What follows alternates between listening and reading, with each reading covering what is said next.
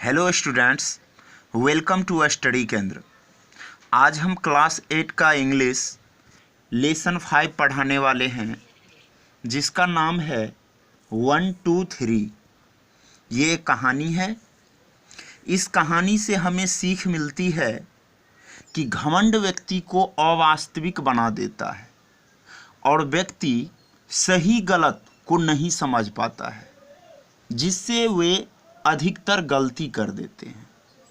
इस कहानी में एक राजा है जो यह सोचता है कि मेरे जैसा शक्तिशाली इस दुनिया में कोई नहीं है, किंतु अंत में उसे ये नासमझी दूर होती है। तो आइए इस कहानी को हम समझते हैं। 1 2 3, जिसका अर्थ है 1 2 3। वार्मर सचेतक। इसमें दिया है some people use their body language.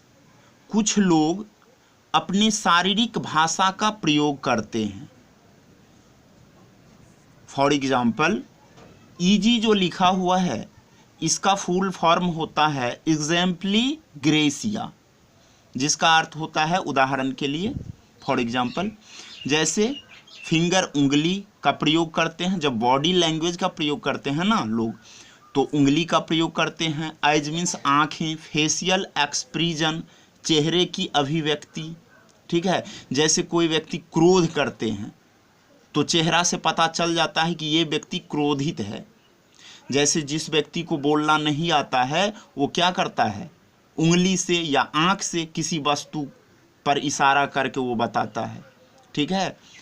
To express देमसेल्वेज, अपने को स्वयं को व्यक्त करने के लिए क्या करते हैं, बॉडी लैंग्वेज का प्रयोग करते हैं। Have you meet such persons, क्या आप ऐसे व्यक्तियों से मिले हैं। इफ़ येस, यदि हाँ, where did you meet them, तो आप उनसे कहाँ मिले हैं। दूसरा है did you get a chance to interact with any of them, क्या आपको उनमें से किसी से मिलने का मौका मिला है, बातचीत करने का मौका मिला है। How do you think persons communicate without human language, आप क्या सोचते हैं जो व्यक्ति बिना शारीरिक भाषा का इस्तेमाल किए हुए, मतलब जो व्यक्ति शारीरिक भाषा का इस्तेमाल नहीं करते हैं, वो कैसे बातचीत करते हैं एक दूसरे से। चलिए उसके बाद कहानी स्टार्ट है। यहाँ से कहानी है, once there was a rich and powerful king, एक बार एक अमीर और शक्तिशाली राजा था।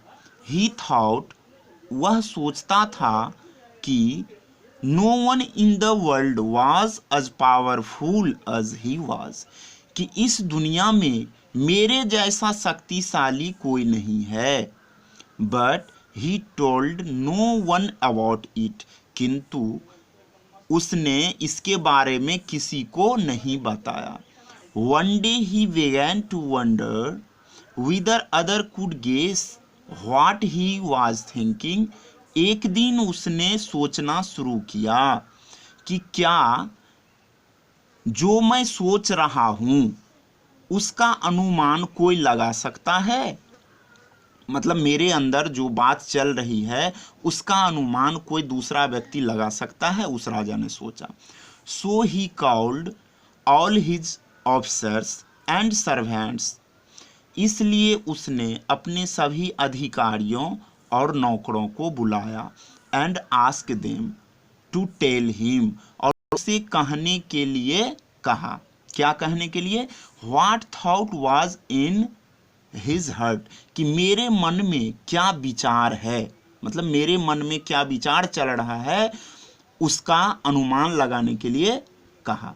Many of them made guess, उनमें से कई ने अनुमान लगाया, किंतु बट मीन्स लेकिन, no one could satisfy the king with his answer, लेकिन किसी ने अपने उत्तर से राजा को संतुष्ट नहीं कर सका।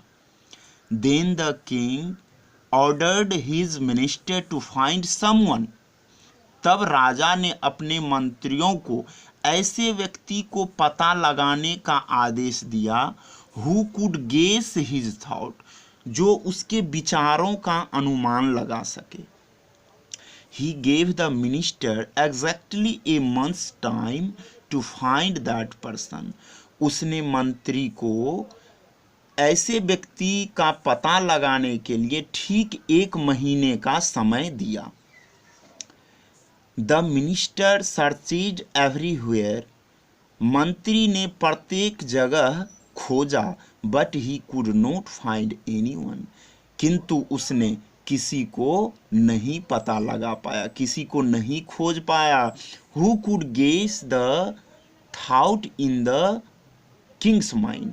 जो राजा के मन की बातों का अनुमान लगा सके। As the month was coming to a close, जैसा कि महीना अंत हो रहा था, the minister became quite डिस्पिरेट। मंत्री बिल्कुल निराश हो गया। But his daughter cheered him up by saying that, किंतु उसकी पुत्री ने उसे यह कहकर उत्साहित कर दिया। चीयर्ड हिम मतलब उत्साहित कर दिया। क्या कहकर? जो she would find the right man for the job, कि वह इस काम के लिए सही आदमियों का पता लगा सकती है। ऑल राइट, ठीक है, let's see what you can do, देखें तुम क्या कर सकती हो, सैड द मिनिस्टर, मिनिस्टर ने यानी मंत्री ने कहा अपनी बेटी से। ठीक है, तुम कह रही हो कि मैं ऐसे काम के लिए सही आदमी का चयन कर सकता हूं, तो ठीक है तुम करो, मैं देखता हूं। When the appointed day arrived, जब तय किया गया दिन आया, the minister daughter brought home a fool, तब मंत्री की पुत्री एक मूर्ख को अपने घर लाया। The man was a shepherd in their farm, वह आदमी उसके खेत का गरेरिया था, भेड़िया चराने वाले। The young woman asked her father to take the shepherd to the king. उस युवती ने, young woman मीन्स होता है युवा औरत, तो उस युवती ने अपने पिता से उस गरेरिये को राजा के पास ले जाने के लिए कहा। The minister was shocked at his daughter's choice. मंत्री ने अपनी पुत्री की चॉइस पर स्तब्ध हो गया, मुक हो गया। ठीक है, but since he trusted his daughter, किंतु वह अपने पुत्री पर विश्वास करता था। He took the shepherd to the king's court, इसलिए उसने क्या किया, उस गरेरिये को राजा के दरबार में ले गया। The court has already assembled, सभा पहले ही लग चुका था, दरबार पहले से ही लग चुका था। The minister presented the shepherd to the king, मंत्री ने राजा के पास उस गरेरिये को उपस्थित करवाया। When the shepherd lifted his eye to look at the king, जब उस गरेरिये ने राजा को देखने के लिए अपनी आंख उठाई, the king held up one finger, राजा ने अपनी एक उंगली उठा लिया। जब गरेरिया ने राजा को देखने के लिए अपनी आंख उठाई तो राजा ने क्या किया, एक उंगली उठाया। एट दिस, इस पर द शेफर्ड हेल्ड 2 फिंगर्स, गरेरिये ने क्या किया, 2 उंगली उठा लिया। Then the king held up 3 fingers, तब राजा ने 3 उंगली उठाई। But at this the fool shook his head violently, हाँ, बट एट दिस, इस पर क्या किया, the fool shook his head violently, तो उस मूर्ख ने अपना सिर जोर से हिलाया, and try to run away, और भाग जाने की कोशिश की। जब राजा ने 3 उंगली उठाई तब क्या किया, जोर से सर को हिलाया और भागने की कोशिश की। The minister could not understand what happened, मंत्री नहीं समझ सका कि क्या हो रहा है। He begged the king to explain thing to him, उसने राजा से प्रार्थना की कि मुझे ये बात क्या चल रही है उसे समझाएं। राजा को समझाने के लिए कहा।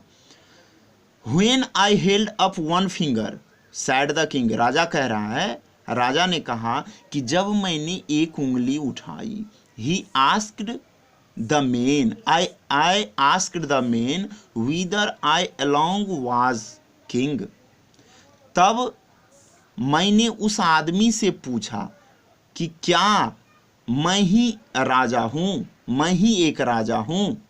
जब मैंने एक उंगली उठाई तब मैंने उस आदमी से पूछा कि क्या मैं ही एक राजा हूँ, बाय होल्डिंग अप 2 फिंगर्स, तो 2 उंगली उठाकर, ही रिमाइंडेड मी, उसने मुझे याद दिलाया कि देयर इज ऑल्सो गॉड, कि ईश्वर भी है, एक आप तो है लेकिन ईश्वर भी है।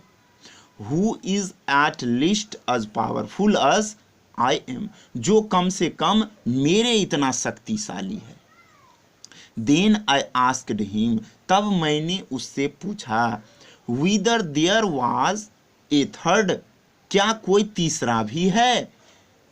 And he strongly denied the existence of A third, तब उसने तीसरे के अस्तित्व को नकारा। तीसरे को डिनाइड मीन्स होता है नकारा, स्ट्रांगली मीन्स होता है बलपूर्वक, तब उसने तीसरे के अस्तित्व को नकारा।